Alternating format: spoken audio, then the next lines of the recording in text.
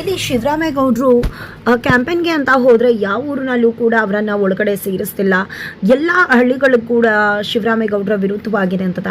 ಇತ್ತ ಕಡೆ ವಿದ್ಯಾ ತಂದೆ ಬಂದು ನಾನು ಎಲ್ಲರ ಹತ್ರ ಕೂಡ ಹೇಳ್ತೀನಿ ನಿಮ್ದು ಯಾವುದೇ ರೀತಿ ತಪ್ಪಿಲ್ಲ ಅಂತ, ಬನ್ನಿ ಅಂತ ಹೇಳಿದಾಗ ನಿನ್ನ ನೆರಳು ಕೂಡ ನಮಗೆ ತಾಕಬಾರ್ದು, ನಿನ್ನಿಂದಾನೇ ಎಲ್ಲ ಕೂಡ ಆಗಿತ್ತು, ಮೊದಲು ನನ್ನ ಮುಖ ನನಗೆ ತೋರಿಸ್ಬೇಡ ಅಂತ ಹೇಳಿ ಕಳಿಸ್ಬಿಡ್ತಾರೆ ಶಿವರಾಮೇಗೌಡರು.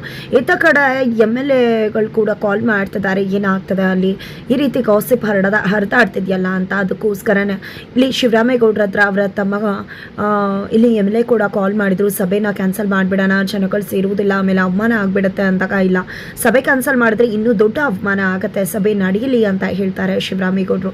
ಇತ್ತ ಕಡೆ ವಿದ್ಯಾಗೂ ಕೂಡ ವಿಷಯ ಗೊತ್ತಾಗುತ್ತೆ, ಚಂಪಾ ಮುಖಾಂತರ ಇದೆಲ್ಲ ಆಗಿದೆ ಈಶ್ವರೀಯತೆಯಿಂದ.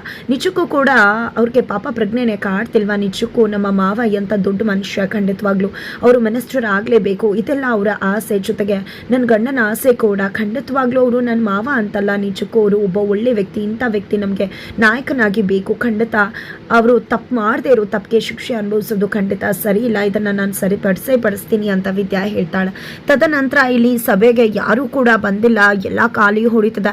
ಈ ಕಡೆ ಅನೌನ್ಸ್ಮೆಂಟ್ ಕೂಡ ಕೊಡ್ತಾರೆ, ಇದು ಶಿವರಾಮೇಗೌಡರು ಬಂದಿದ್ದಾರೆ ಬನ್ನಿ ಅಂತ ಹೇಳಿ, ಬಟ್ ಯಾವುದೇ ಜನಗಳು ಕೂಡ ಬರ್ತಿಲ್ಲ. ಈ ಕಡೆ ಭದ್ರಾ ಮತ್ತು ಕ್ವಾಟ್ಲೆ ಎಲ್ಲ ಜನಗಳನ್ನ ಕೂಡ ಹೋಗಿ ಕರೀತಿದ್ದಾರೆ.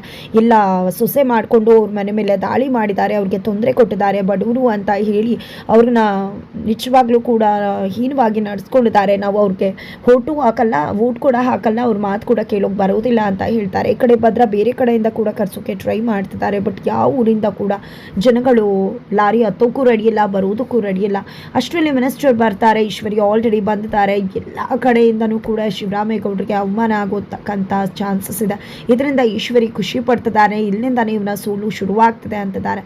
ಮಿನಿಸ್ಟರ್ ಕೂಡ ಏನಿದು ಜನನೇ ಇಲ್ಲ ಅಂದಾಗ ಬರ್ತಾರೆ ಹೇಳಿ ಸ್ಟೇಜ್ ಮೇಲೆ ಕರ್ಕೊಂಡು ಬರ್ತಾರೆ. ಎಷ್ಟೊತ್ತಾದರೂ ಜನ ಬರಲ್ಲ, ನಾನು ಇಂಥ ಸಭೆಗೆ ಬಂದಿಲ್ಲ, ಮೊದಲೇ ನಮ್ಮ ಕಿವಿಗೆ ಬಿದ್ದಿತ್ತು ಈ ರೀತಿ ಆಗಿದೆ ಅಂತ. ಹೈಕಮಾಂಡ್ಗೆ ಗೊತ್ತಾದರೆ ಖಂಡಿತ ನಿಮ್ಮ ಒಂದು ಹೆಸರು ಕ್ಯಾನ್ಸಲ್ ಆಗುತ್ತೆ ಅಂತ ಹೇಳಿ ಹೊರಡ್ತಾರೆ. ಅಷ್ಟರಲ್ಲಿ ವಿದ್ಯಾ ಅಲ್ಲಿಗೆ ಬಂದಿದ್ದೆ, ಸಾಕ್ಷಿ ಸಮೇತ ತನ್ನ ಗಂಡನ, ತನ್ನ ಹೋಟೆಲ್ನ, ತನ್ನ ಅಮ್ಮನ ತಂಗಿನ ಕಾಪಾಡಿದ್ದು ಅಂತ ಹೇಳಿ ಸಾಕ್ಷಿ ಸಮೇತ ತೋರಿಸ್ತಿದ್ದಾಳೆ.